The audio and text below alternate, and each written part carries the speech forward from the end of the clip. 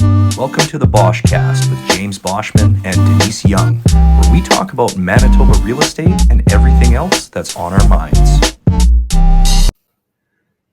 Hello, welcome to the Boschcast. Hello. Today I have Fran and Kurt with me, and Fran and Kurt are part of the Boschman team. I'm Kurt. We'll clarify. Yeah, I don't want people to get confused. Yeah. Okay, sounds good. So thanks for watching the Boschcast, and remember to like, share, and subscribe, and as that helps us out. Click the link below, like my kids would say. Right. I'm not sure what I'm pointing at. So Kurt, do you have a dad joke for us? You know what? I have two of my favorites, and then I went looking online for some extras. So I'll do the extras first. This one I'm totally going to use next time I go to a restaurant. So, do you want a box for your leftovers? No, but I'll wrestle you for them. I feel like that one's just gone over my head, Kurt. I've been about it for too long now. Yeah, it's okay. Nope. Description in the link below. Okay, next. Next one. You think swimming with sharks is expensive? It cost me an arm and a leg. Oh, geez. I know. That one's a little sad. I'll do my kids' favorite ones, but it's a little interaction joke and a little knock joke. So knock. Who's there? Impatient cow. Impatient cow. Moo. Yeah. My kids also do that one, Kurt. Yep. Yeah. This one's my favorite one. Knock. Who's there? Pile up. Pile up who? You said Oh, pile up who. Dang it.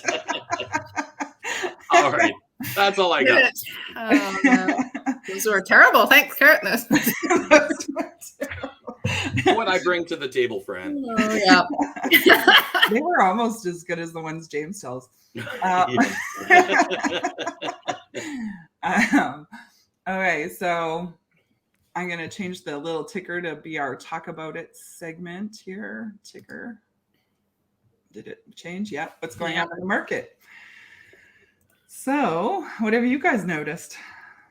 Well, from my buyer's perspective, I would say I think now that it's starting to dry up a little bit and the weather's getting better, more stuff is coming on the market for sure, which is nice. And again, unlike the previous years, it's a little easier for buyers to come into the market this year, which is nice as well, as opposed to 25 bids on every house you see and everything's 100,000 over. So more, priced where they want to be with offers as received. But I mean, I'm still seeing there's still a few underlisted homes, that I know will go over, and then you're still stuck with those and being like, there's just no point. We shouldn't even see this one unless it goes past offers day. Yeah. But, unfortunately, you don't know that until you're in it sometimes, right? Like, I mean, sometimes you can tell just by looking at it. Yeah, I have one coming up this week that, I was like, yeah. It's kind of interesting because you get these homes where, I'm showing homes to clients and they're looking at the pictures and I want to see this home. This home looks perfect. Yeah. And you get to the home and it's just nowhere near what the pictures did for it. Mm-hmm. Yeah. So, it's listed as a $230,000 house and you're just like, okay, maybe a little lower. The pictures made it look really good though. Oh, yeah. Yeah, well, and that's the funny thing. And then it can go the other way too, where you get there and you're like, oh my God, this is going to go way higher. Yeah, exactly. Yeah. Definitely. I've seen both markets at the same time, sometimes in the same areas. I know some areas are hot. Like I have seen one or two houses not sell immediately in Oakbank, but I'm seeing I've been showing a lot in Oakbank and stuff selling before it even hits the market. It's like a matter of like trying to find listings before they go on MLS. Just to give my client a chance at like actually getting to take a minute to think about it, right? Like, because they're not putting offer dates on all of them, and and they sell so fast, like they just don't even have a chance to barely get in the door. And then in other areas, like,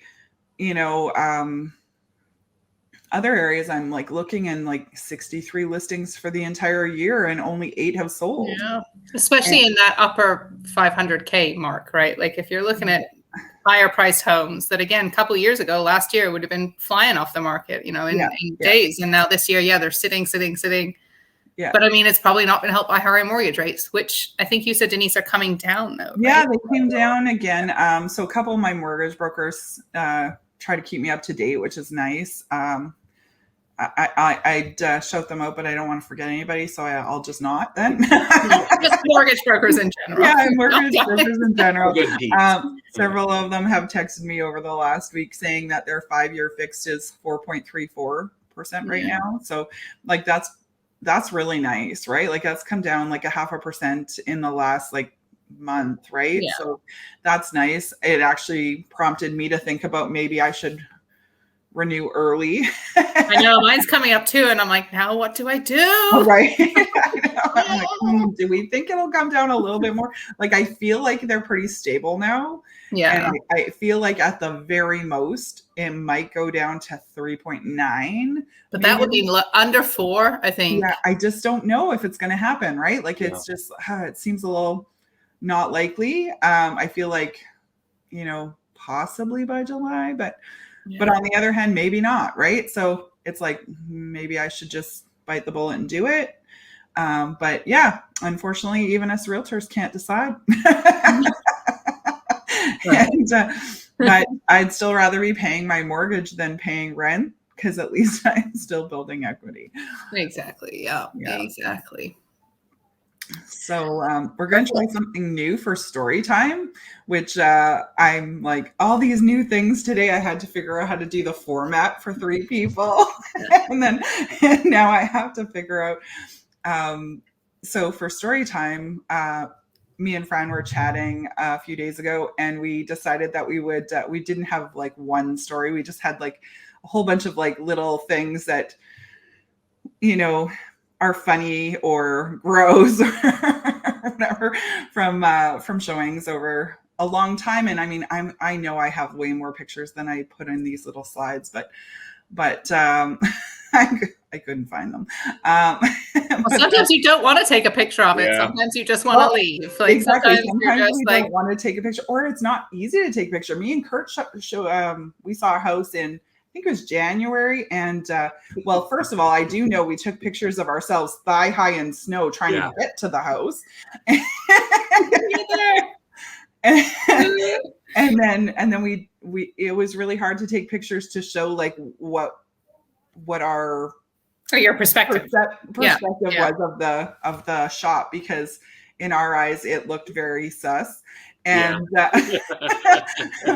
with multiple air conditioners, multiple furnaces, and crap ton of fans and plant pots like galore. Like maybe they were just really into plants, Denise. You can't don't touch people, Denise. I bet you they grew tomatoes. They had humidistats all over the place, parsley and all that. Yeah. Definitely something herbal. Yeah, definitely something herbal. But yeah, anyway, like, but you can't really take, it was all like broken up. You couldn't really take like a picture that would show like our perspective, because it was all kind of chopped up. There was also these massive like water bins. But anyway. Next time we're taking GoPros. So I'm going to add this to the stream and see how it goes. Let's see if it works. Look at that. Oh, there. That's a nice one to start. They must have that was a good one to start with. The funny thing is this house was unlocked when we got there, and the door was partway open. Let's to air it out, Denise. I know. That's exactly what we decided after the fact. But I was like, you're going in kind of like hesitantly already because the door is open, and you're like, hello. And then you discover things that are like, it looked like someone had been killed in this house. Yeah, and then kept in the fridge by the look of it. Right. Like, doesn't that look like blood running down? Like, it was so gross. It does look quite crime scene-esque. It was so disgusting. I remember my clients were like, I think we should just go. Yeah. I'm just mesmerized with the grossness of it. But, you know, they made the bed, so. But they made the bed. Yeah. Let me guess. House sold as is? Yeah. Oh, Bit of a fixer-upper. Exactly.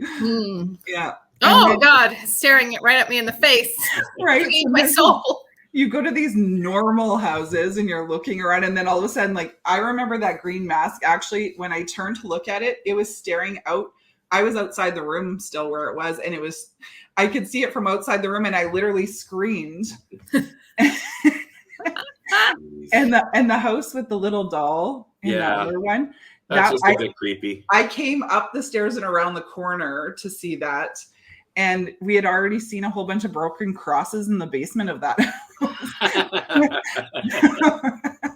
So I was going to say, because my mother-in-law had one of these dolls and I had to have her put it away for showings. Because again, like sitting, staring at you from the bedroom shelf. I'm like, but I think it'd be worse if you had turned it around, you know, had the doll facing the wall.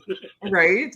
I remember taking pictures because we used to take our own pictures of houses instead of hiring a photographer. And I remember taking pictures, and after when I was editing them after, I'm like, oh my God, there's a little doll peeking out from the shower curtain.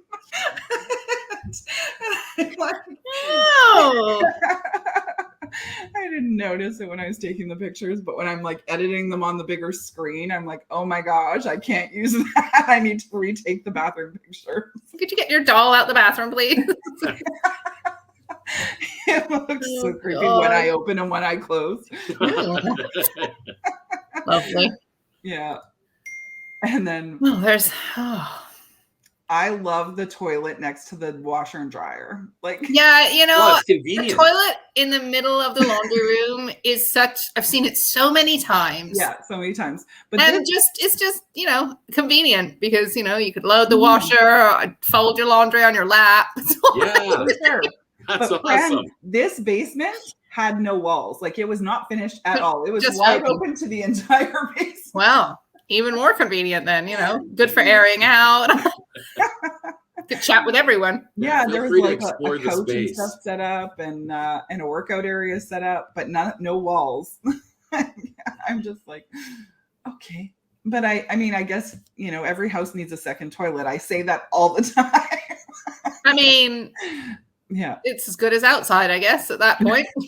Sure. Yeah, I guess it's good for the void. And then the creepy dolls. I just love like, there's so many times you see creepy dolls, but those ones were really creepy. Well, one looks like a dead body in the middle, and then and then all the people that murdered her around her. They seem quite happy. And I know that the falcon or maybe it's a hawk, I don't know what it was eating something. And I know it wasn't in the house that I was showing, but it literally was outside the one big window in the kitchen. It was right on top of the shed right outside that window. So I'm like, I know that it wasn't the sellers. Like, they didn't set that up or anything. Oh, but perfect wildlife shot. Yeah, that house still sold multiple offers. Oh yes, here's my picks. Here's Fran's. So the cabinets were at, I can't quite remember the exact street, but like a downtowny area.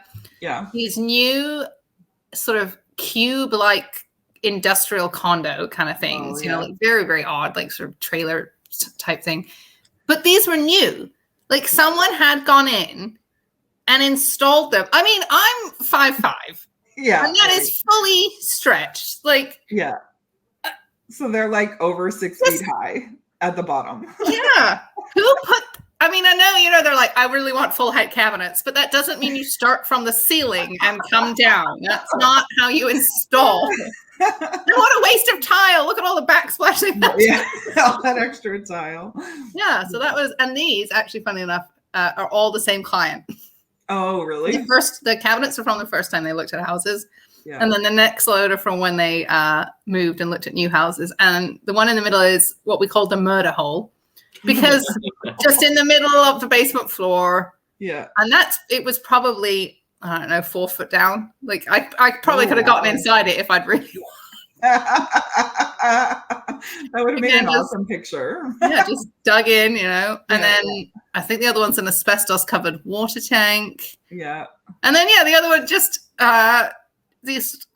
it was the funkiest house. These multiple colors like orange and green and yellow and sort of Wolsey area again, all the same downtowny stuff. But and then just I quite like the little faceplate. They had all these different themed faceplates on all the little covers too. Yeah, we got to make our switches pop. So tropical, yeah. It is cute. I like the idea. That one I didn't hate. I just was like, oh, this is kind of cute. Yeah.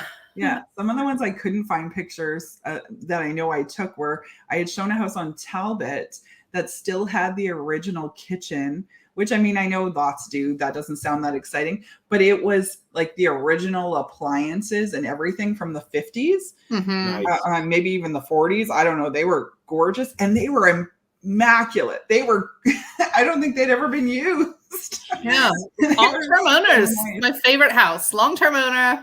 Like ideal first-time owner. Lived in it for 50 years. Oh yeah, I love seeing all that immaculate, those little square tiles, and they're just like immaculate, right? Yeah. I'm like, don't destroy these. Keep these. Yeah.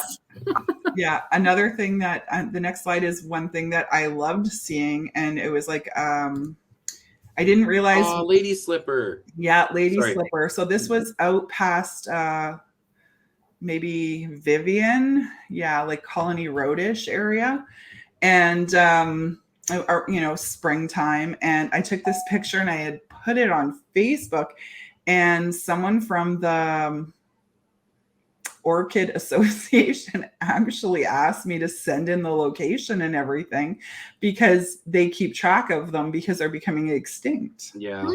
Yeah. Like in the wild. Right. So, because this is not in a flower bed, it was like along the side of the trail through to the shop.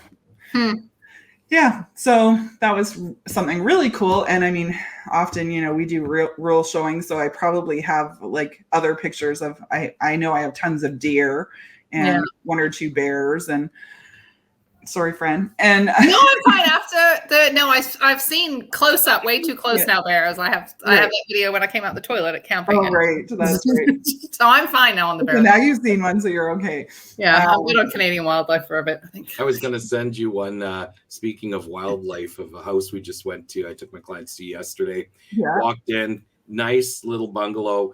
The girlfriend looks over and right away looks at me and goes, well, I think we should get going. I said, well, we haven't even looked at the house. And that's when her boyfriend saw the tanks against the wall, 2 big snakes in there. And he's just terrified of snakes. So not a fan of showing houses with snakes. Snakes or tarantulas. Like that's a good way to scare off people. Mm-hmm. Yeah, I agree. Yeah, sometimes we have to think about what's going to make what's going to make buyers comfortable to come look at the house. And we laugh at some of this stuff, but it can be a turnoff to people. And like I had a client who had a lot of like I can't even think of what they're called, but like taxidermy type stuff, and a big deer head, and that's no big deal. But when you have so many of them and you're showing the house to a vegan, it can be, it's no different than showing a house that has way too many cross. And I say too many, what's too many? That's all subjective, right? Like, but it's all personalization though, like covering your walls in. Yeah, that's right. Depersonalize. Personal pictures everywhere, right? Like, I mean, I like pictures. But again, if your whole hallway is littered from floor to ceiling with personal pictures, people get distracted too, right? Just in general being nosy. I mean, where have they been on holiday here? And I've been there and I know that person. And well, exactly. My brother's neighbor has a taxidermied lion. Oh, in their wow. home. And The lion? Did they lion. shoot it, Kurt? I believe it was like 50, 60 years ago it was shot. So like I didn't do it. Delete Kurt off this call. Yeah, and dropped. Cancel.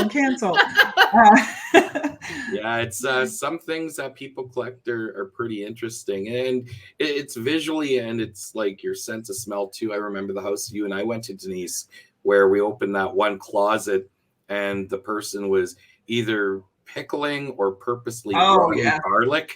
Yeah. It was this huge jar. Oh. It was vile. It was, hey, if you like pickled garlic, hey, good on you. But I think that's something you have it was a very strong smell. Keep tabs on. Yeah.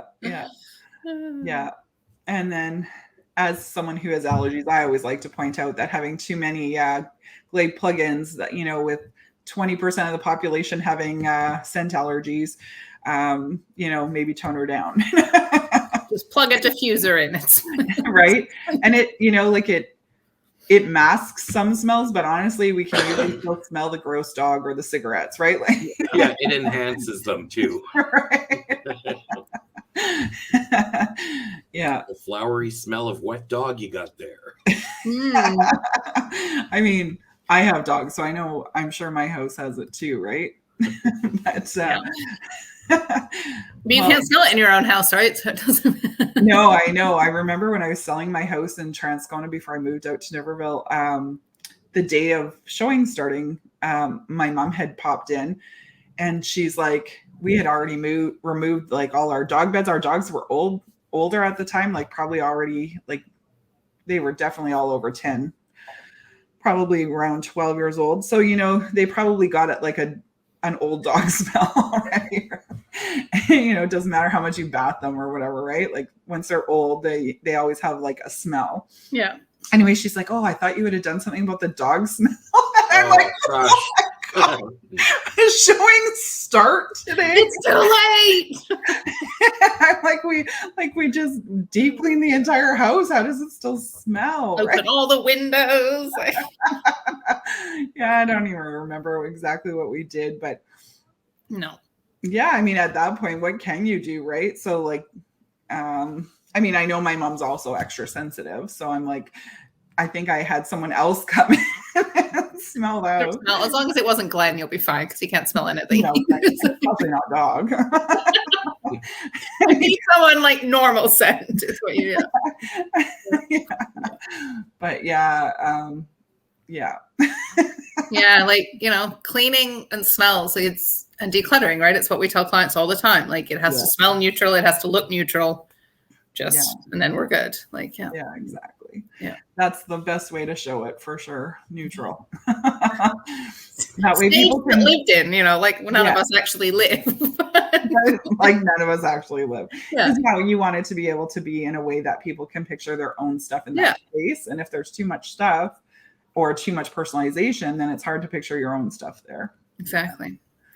I just throw some toys around, some plates left in precarious positions. That's my house. The lived in look. Let's live in and not show home, Kurt. You got to then add the show. Yeah, exactly. Yeah. Oh, I just remembered to change the ticker to story time, so I'm a little bit behind. So I'm going to change it to the weekly topic now. And so our weekly topic is time clauses. Mm-hmm. And I know it's one of the hardest things, I think, to explain to a client that hasn't heard about a time clause before. And I know for, newer agents or even more experienced agents that haven't used time clauses, because like if you're a more urban realtor, you may not have used time clause because, it's really hard to write in the city an offer with conditions to sell a house, or conditions of any like substantial, like 2 weeks or more, right? Yeah. That might constitute bless you, Kurt, that might constitute a time clause. So I know it's one of those things that some realtors actually shy away from, and a lot of people are unfamiliar with. But I started my career doing a lot of rural real estate. So I've been using time clauses for 16 years now. Yeah. Because, you know, I think it was my third deal. I sold my mom's house, was my third deal, and out on Centerline Road in Enola. Nice. And we had a condition to sell a house on Dugald Road, and with a 48-hour clause. And so, you know, I had to, you know, be able to explain it to my parents and the other clients, and be able to actually do it, right? The nice thing about having done my first one with myself is I didn't have to argue about certain things, because one of the things that I noticed that isn't clear in like some of the pre-written clauses is it doesn't say when the notice should be given. And so I know back in the day because I used to use them so often, I had customized my own time clause to say when that it had to be an unconditional offer before notice would be given, because you don't want to be like giving notice and then waiting for conditions on the new offer and then finding out that they can't get their financing or something, right? Like, so whereas the second buyer always wants to push to have it served as soon as possible, right? So, but yeah, so let's explain what it is before I start talking about all the intricacies of a time clause.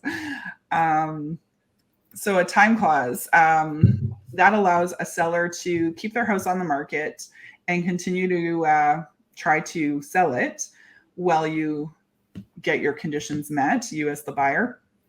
And it usually is used when, like, it's usually used for longer conditions, like selling a house is the most common one, condition to sell a house.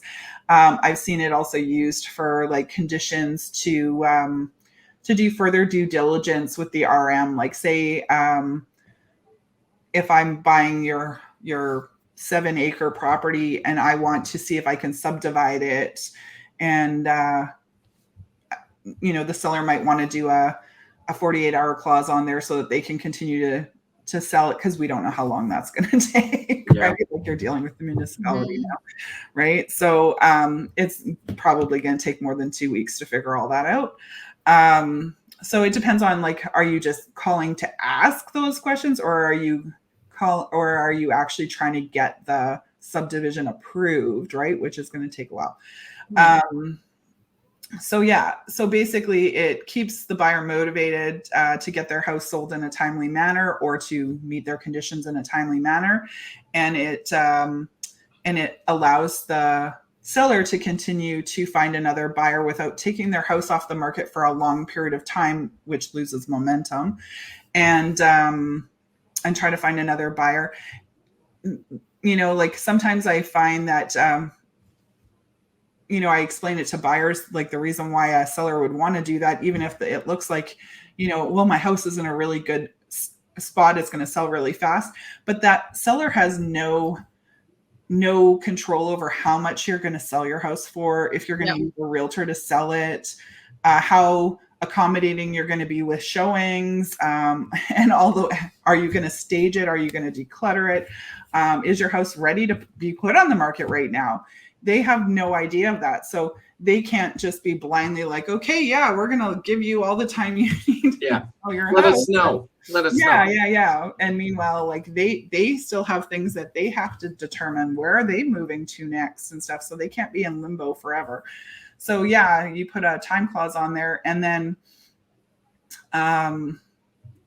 one thing a time clause isn't is a way to get multiple offers. Like you can't, like once you get a second offer there, you can't like pit them against each other and try to see who's going to pay more. That's not what it is for. It's that first offer has first right of refusal, basically, right? So that first offer can say, now I get a second offer, maybe it's higher, I want to take this offer, but there's nothing you can do to take that. It's up to buyer number one what they're going to do. So if they decide to remove their conditions, then they got it, right? But if buyer number 2 can't remove their conditions, then buyer number 2 gets it. And maybe buyer number 2 is less money. It's maybe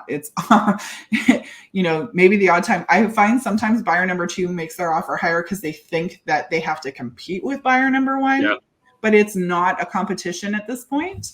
So it really doesn't matter. It just needs to be buyer number 2 has to have an acceptable offer to the sellers that the sellers would be willing to take, and then hopefully meet their conditions before notices is given. Time clauses are typically either 24 or 48 hours, but they really can be anything. And I've heard of realtors pushing for 6 hours when they're on the listing side. Yeah. 48. You can't expect anyone to do anything in that time. Like, I mean, it's so, and it, funnily enough, Denise, my first deal also included a 48-hour clause, but the pressure that you put on everybody as well with the 48-hour clause, like the pressure that gets put on the first offer, the buyers, to meet their condition, to sell their house, to drop their condition and risk everything. It's so much pressure to ask somebody to do that in hours without sleeping on it, without calling their bank, without their agent calling every person that's seen it, try and sell it at work. Yeah, like what do you? And I think that's sort of the way the business is going as well. There's a lot of ruthless realtors out there. There's a lot of pushy realtors. There's a lot of realtors who just want it's going to get done today. Yeah, and then there's also you have to represent are more reasonable. Yeah, and say no. Yeah, and say no, that's not going to happen. I had one accepted with 7-day clause. Yeah, and that's the complete opposite end. Now you're like, I was on the buying side. I was on the buying side, and that was one of the reasons why I know when you're writing condition to sell your house, you're going to get countered with a time clause. So why not write it in there in a manner that is acceptable to the buyer and the buyer's side, right?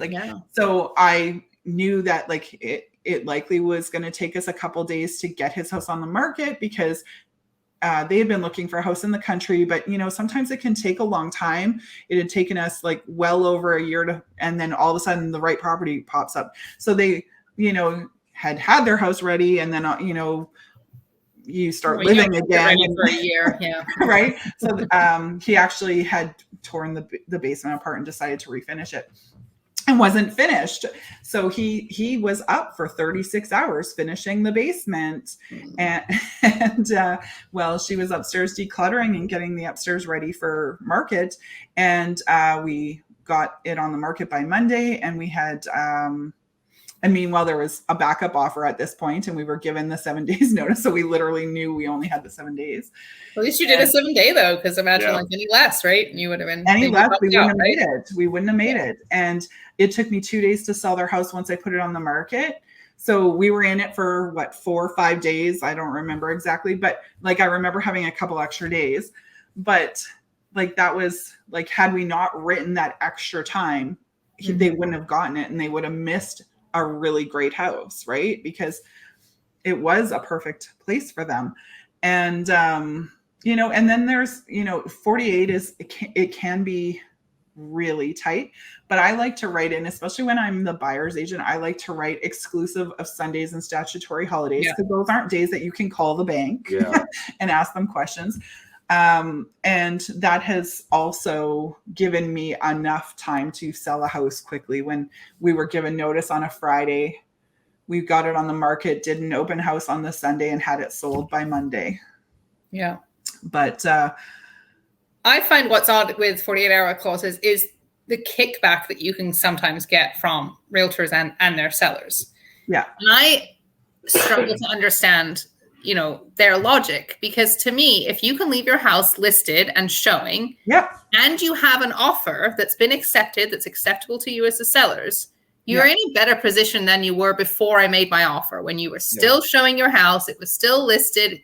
To me, it's like a free offer that's just sitting there waiting for when they close. And great if it closes, and if it doesn't, you're in no worse position. Nobody knows what you accepted for. It's not advertised. You don't know if you took 20 grand less. Exactly. So sometimes the kickback that you get, if the house has been up for 30 days, and I'm like, well, there's not an offer coming from somewhere else. And if there was, you would have taken it. So right. And you can still take mine and leave it listed. What's the difference? Like, I think some realtors, well, number one, some realtors don't understand how they work because they haven't used them before. No. Number two, I think that the one downside is it might decrease the amount of showings, because if I have a client that has to sell a house, I'm now not going to show that house because I don't want to sell their house and then the other buyer actually remove their condition. But I've had people, the agents don't disclose until you want to write an offer that they even have another offer, because they don't have to. It's not in the listing. You don't know. You could go there, show it. We love it.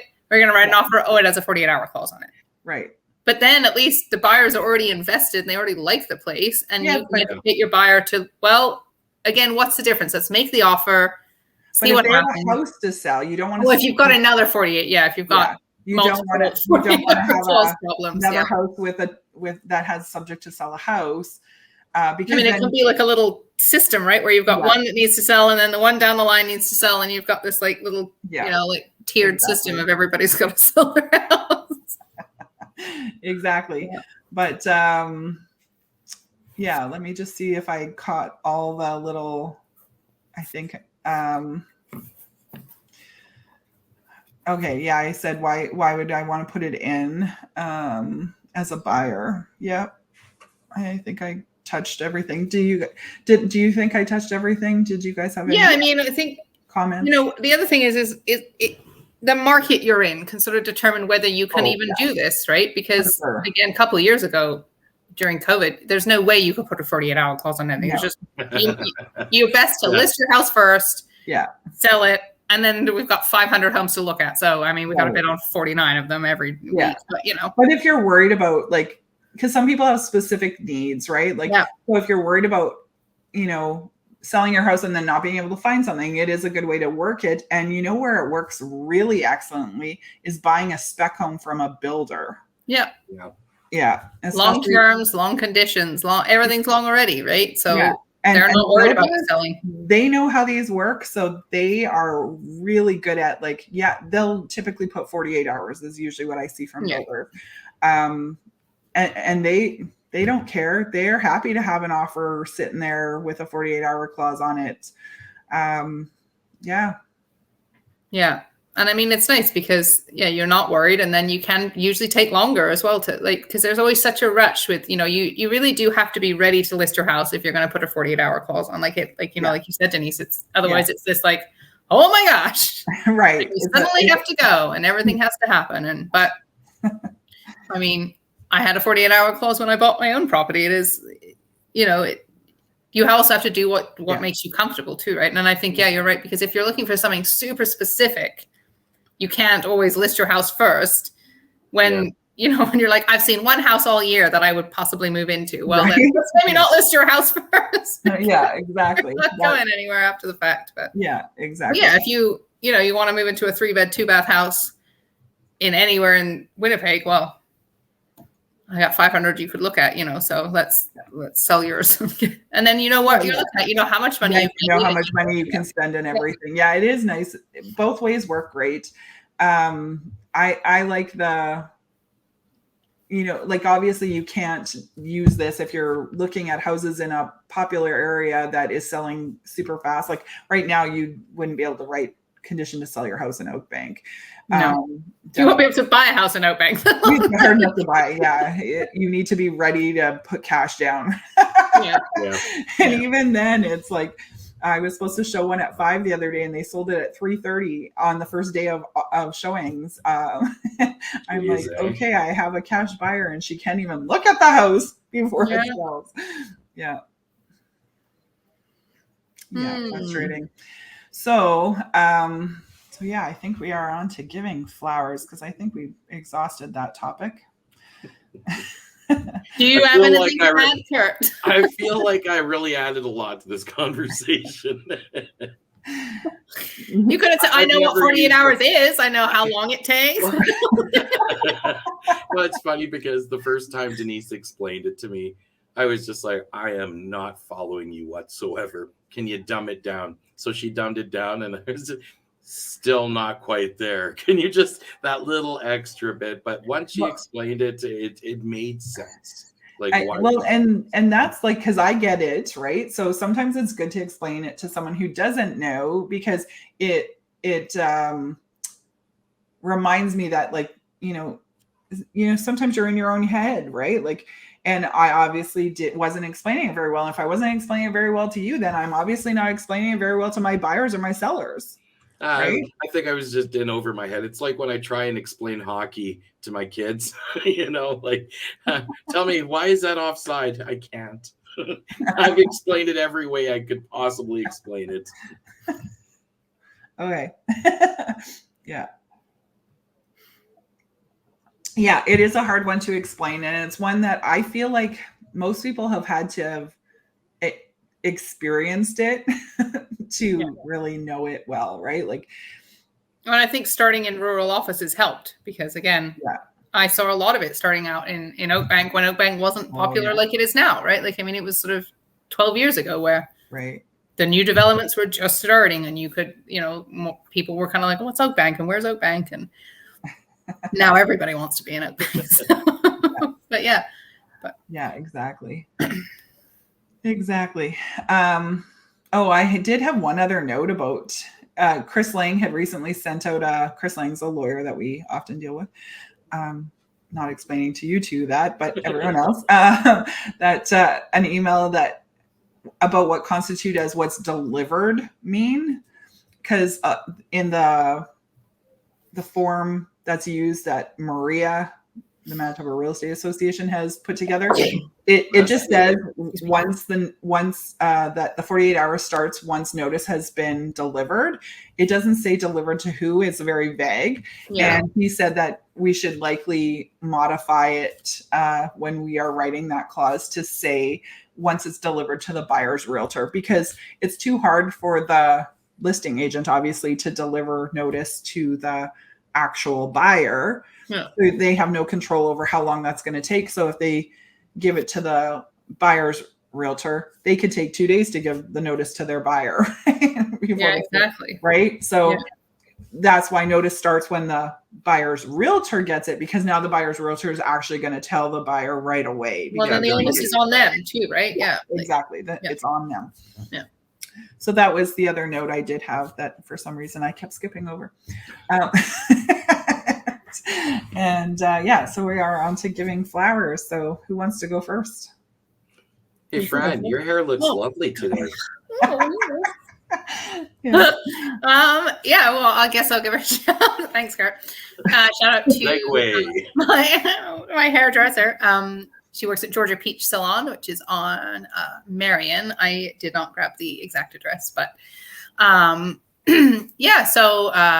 she colored my hair. Yeah. But she's great. She does kids' hair, and they have a little salon there where you can get your nails done. And nice. Yeah, her name is Georgia, and so she's done Annabelle's. Actually, she did, and she put the little pink bit into Annabelle's hair at the beginning of the school year, and then by the first week, 3 of her friends had also gone to get their hair put pink in. Nice. We're in a trend. So if you want to put pink in your kids' hair, then Georgia is a good place to go for sure. That's awesome. But do you want me to do both? I can't remember what the other one. Oh, yeah, my other one was just sort of like a local one. So I live in East St. Paul, and I wanted to sort of give a shout out to the rec center and stuff, or the arena, I guess, where they do all their recreational programs.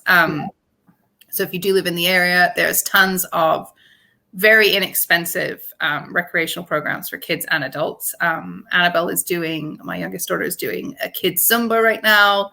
Just like $70 for 7 weeks, I think 6 weeks. So, and then they've done martial arts through there, and they run summer camp and spring camp, and of course all the hockey and soccer, and they do adults programs with yoga and fitness. And then they also organize the farmers market, which runs from June to September as well, which I'm part of. But yeah, it's just a really great little thing that I don't think a lot of even local residents know, that some of these programs are offered there, because they often don't have enough sign-up. So if you have kids in the area, it's really inexpensive evening programs, and they have kids in the kitchen on weekends, I think, where they can do cooking and gymnastics and cheer. And yeah. Do they have to live in the area, or can someone come up from outside the area? That's a good question, Denise, because I live in the area. I don't think you have to live in the area, because there's at no point when I sign up is there like a box that, a bit like when you have the leisure guide in the city, you have to have an address. No, I do like a jot form thing and sign up, put my kid's name on. And so I'm assuming you could come in from anywhere, really. Right. Yeah, for sure. Yeah, you can, because the martial arts kids, some were coming from previous studios. I asked just because I know for Niverville, when they are advertising, they have a Niverville resident price and a outside the area. No, one set price. Yeah. So I'm sure. So sign up, come. But that's it. That's mine. That's awesome. How about you, Kurt? Well, I'm going to give a shout out or flowers to Northway Pharmacy in Harbourview. That's where I live. For us, my family's a walking pharmacy. Between our allergies and our mental health, we're always picking up drugs. Yeah. So myself personally, I found that going to some of these bigger chain pharmacies, it's really impersonal. You're more known for what's wrong with you. Sometimes you're called out by your medication, not by your name, which is sensitive. It's very sensitive. I went to Northway Pharmacy. The ladies there are lovely, like just incredible, very personable, friendly, discreet, and they have a loyalty program. So for us, it feels like I'm always filling prescriptions for one member of the family or another. Right. The loyalty program really helps out. That's awesome. Thank you, Northway Pharmacy. That's awesome. Well, mine is Concordia Physiotherapy, which I know we did as a biz of the week last year when I was going there for my right knee. And this time they are helping me with my left knee. And Shane has been great. He knows I want to go on a hike at the beginning of May out in Spirit Sands, and which will require strong knees because you're walking through sand and doing a lot of stairs and stuff. And he's been working really hard at giving me lots of exercises and then he has done lots of pain management with me with acupuncture and the cupping and all that fun stuff. Yeah. That I actually love. I love all that stuff. But so Concordia Physiotherapy, and they're just across from the hospital. Mm-hmm. Evening you out, Denise. You can't just do one knee. You have to do both. Yeah, I know, right? I know. Wrong knee. Gonna hurt the other knee now. Yeah. That was we figured that I don't remember if I told you guys I had landed on my hands and knees in the garage after having fallen out of my house, which I'm sure would have been hilarious for anybody to see because it was such a crazy fall. It aggravated the meniscus. And then after showing tons of houses, which, means going up and down stairs constantly, just made it even angrier. And so I've just been allowed to start doing stairs again. Nice. Yeah. See, now you can go to all the showings, to all the stairs. It really shows he did say I should limit myself to, not too many sets of stairs per day, but. Well, I mean, I've done open houses where realtors have come in and they just sat on the couch and gone, oh, just look around. Yeah. I'll sit here in my spot and you go. So watching my stories. I think it's because they could no longer get around the house. So you could do that, Denise. You could do that. I had a realtor come right after she had knee surgery, and I'm like, well, why don't you have someone from your team showing houses for you? I'm like, not that I've asked you guys to show houses for me. I've just been telling my clients I'm just not going downstairs. Like I still walk around the whole upstairs. And if they love the house and want to write an offer, I typically go downstairs and look at it. But if they're not in love with the house, I'm not checking out all the other floors. No. Well, I mean, some basements are hard enough to get down without, let alone with knees. I have to say, this really speaks volumes, Fran. You were so serious and concerned and caring when Denise talked about her fall. Meanwhile, when I was walking down a ramp in winter, you were videotaping it, hoping that I'd fall. It would have got so many more views, Kurt. I know. But we got thousands off that one. My kids still love it. The music they played to it. Oh, that's too funny. I'll take some more tomorrow when we're out. Don't worry. Tomorrow or this afternoon? Later today. I'm fine. I'm on track. It's okay. I'm like, tomorrow. Not tomorrow. Don't pick me up tomorrow. I won't be here. No, it's okay. I will pick you I'll up be here later today. Awesome. So you can tune in later today for our show. Check out our Instagrams. So as you can see, the Boschman team likes to have lots of fun. But yes, thank you so much for watching this episode. And Denise, before we go, I thought maybe we should mention who Kurt and I are on the team. Oh, that's a great idea. I'm just the guy in the jacket. Just a quick. We're just the team. About how long? I don't know how long. Because I don't know. I thought I would mention that. That I've been a realtor for almost 12 years now, and I also do all the administrative work for the team. So all the paperwork and all that, which I quite like doing now, and socials and all this stuff, except for. This is your guys' department, but otherwise, if you want to comment on the social media or whatever, I'm behind it. So make it nice. Yeah, you do a good job. Yeah. Otherwise, my Englishness will come out and it won't be very nice replies. Yeah. Kurt, what about you? Well, I'm recently transitioned to realty. It was funny. It's something I always wanted to get into. Just couldn't, under circumstances as they were, couldn't work a side job and do realty at the same time, like get your education. So as soon as I found out that you're allowed to do both, I quickly signed up. Denise is actually the one that first sold me my house, and her and I had been talking for years about transitioning. So she's one of the biggest reasons why I got into realty. Just a really, really good experience. That's me. Perfect. Awesome. So that's that then. So awesome. Thanks so much for helping me out, guys, because James was having a crazy week and for the second week in a row and couldn't figure out when he would possibly do the pod. So we came up with the idea that you guys could do it. Crashing or something. He's trying to bog from the car. Right. I know. I think we joked about doing that, but no, that's not a good idea. Actually, he did call me yesterday from the car, and a fun tidbit for, while you're looking at houses, someone was mowing the gravel in the parking lot next to him. So nice. Just casually mowing gravel, like no grass in sight, just straight down the gravel. So with the mower on, just ticking the gravel everywhere.